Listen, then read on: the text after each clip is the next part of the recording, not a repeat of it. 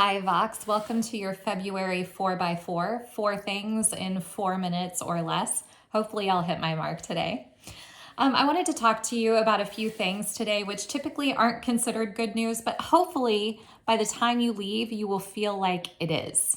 Okay, so now that you have that to look forward to, let's get started. So one of the big gifts of COVID that psychologists talk a lot about is how even the extroverts have kind of forgotten how to be together.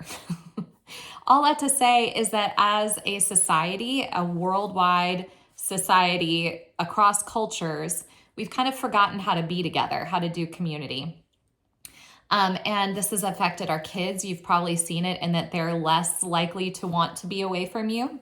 And it's affected us as adults as well, where we are much more likely to say no to that gathering or that thing that's going on that involves a lot of people than we were before.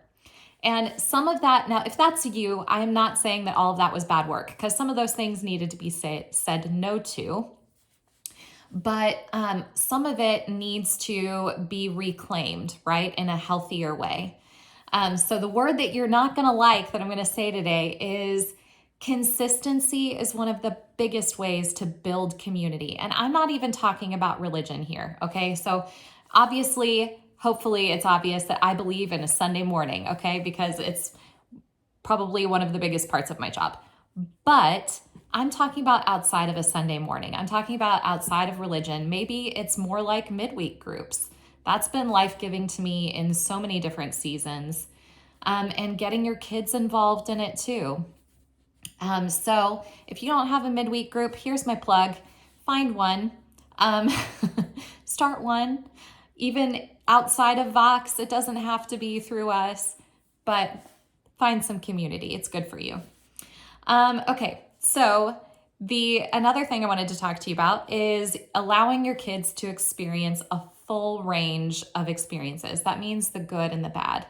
So if you're my age or younger, you might struggle with discomfort.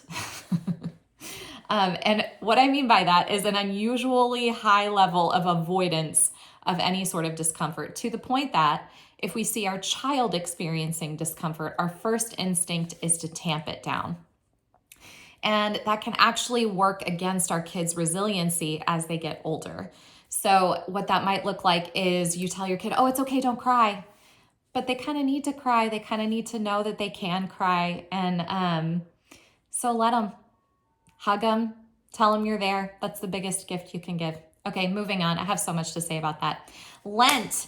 Let's talk about Lent. That's fun. Lent is the season of giving things up. There's a lot of sin talk, a lot of depravity talk. So let's talk about healthy ideas around sin. So we all do it. But maybe it looks a lot less like saying a bad word or sneaking a cookie, and more like dehumanizing others by being dishonest or taking their toys because we want it. Okay, so obviously I'm tailoring this to kids. And having very honest conversations about that are not rooted in shame. Making a kid say sorry, like, hey, go tell them you're sorry, maybe is not super helpful. But having your kid walk up and hand the child back the toy and say, I shouldn't have done that, and give the other child like a friendly pat or a high five or a hug if they're open to it. Any way to show the other child empathy is really helpful. So anyway, hopefully that gives you a little snippet of an idea of how to talk about sin with your kids in a healthy way. And you can look forward to more of that talk in my homily that's coming up in a couple of weeks. Finally, and I'm over my 4 minutes, sorry. Be kind to your teachers. And okay, as an ex-teacher, this is so close to my heart. February can feel like a wasteland. So send your kid's teacher a note saying, hey, I appreciate you. Spring break is coming. That would go a long way. Giving them a Valentine, having your kid give them a Valentine. Yes, be kind to your teachers in February. All right, have an awesome month, and I'll see you around.